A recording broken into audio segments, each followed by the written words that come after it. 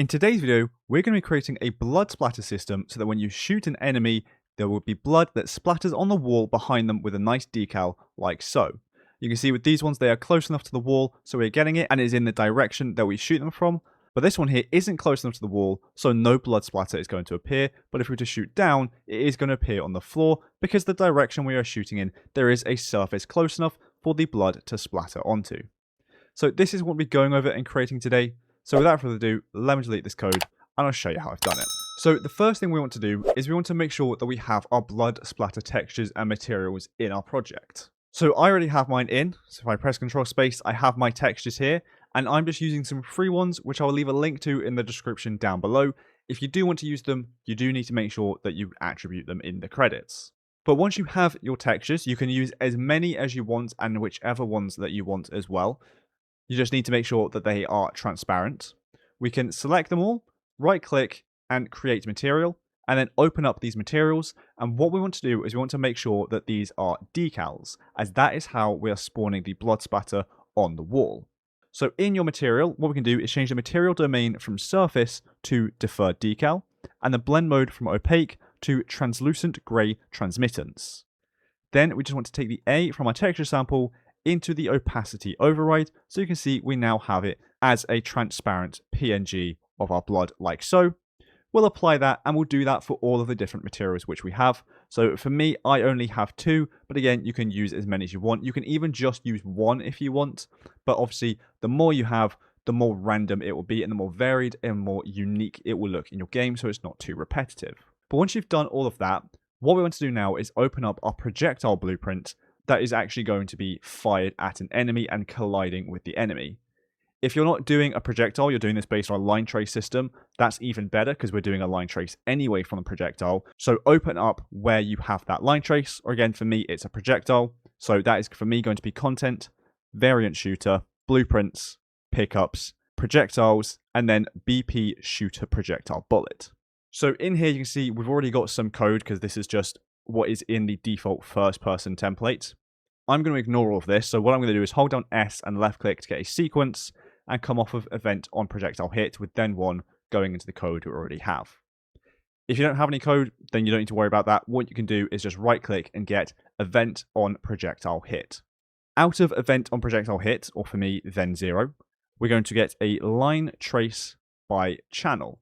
What we want to do now for the start and end is we want to come out of the hit of our event on projectile hit and get a break hit result, opening up this drop down menu here.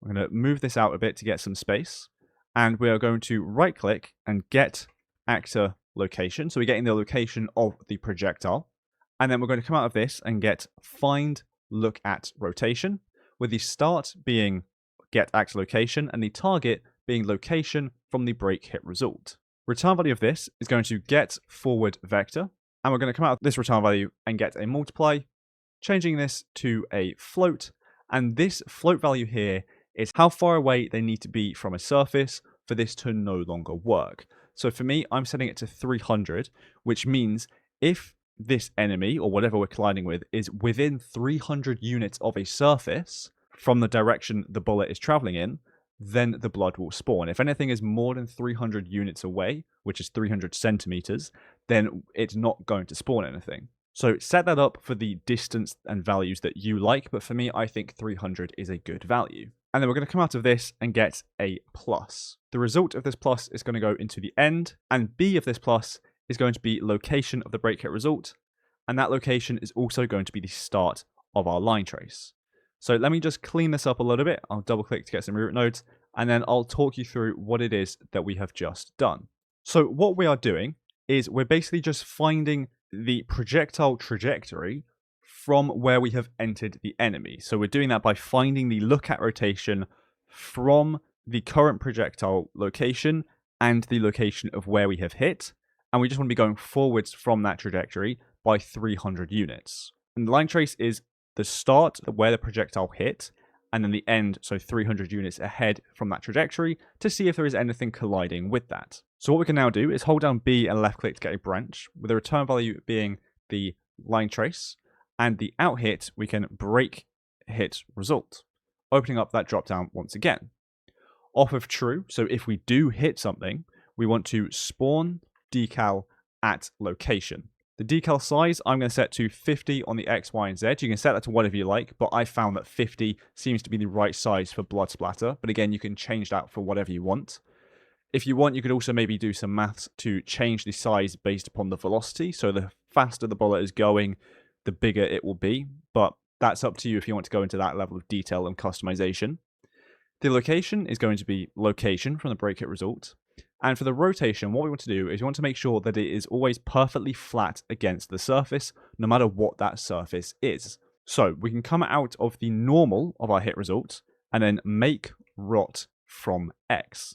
So it's basically getting a rotation value from the X axis of the normal, and that can go straight into our rotation. Now the lifespan I'm going to set to 5, but set this to whatever you want. I wouldn't leave it at 0. This basically means after this length of time, so for me 5 seconds, this decal is going to despawn. If you leave it at 0, it will stay there indefinitely, and you definitely shouldn't do that because the more decals you have, the more your game can lag. So you want to make sure they do despawn. You could set this to something like 60 or 120, so it's a minute or 2 minutes. But just for the purpose of the tutorial, so that we can see it happening, I'm setting it to a low value of 5. Now the only thing left to do is to actually set our material up. Now what you can do is just select the asset of your blood splatter material like that.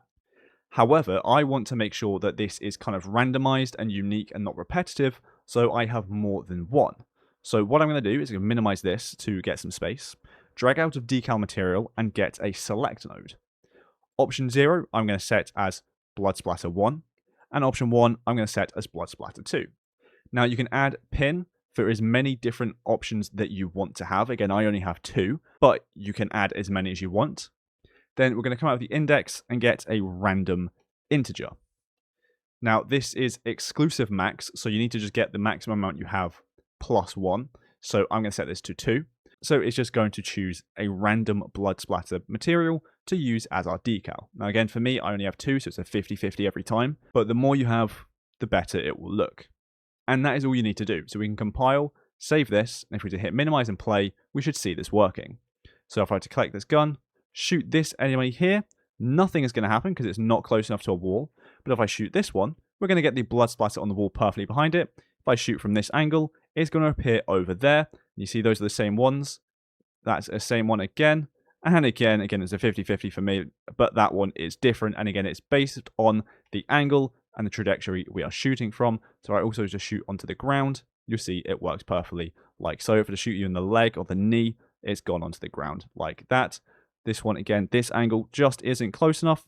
That angle is. So that's kind of the distance they have to be, which again, for me, I think is good. But customize it for whatever you like. So I think that'll be it for this video, as we've done everything we've wanted to do.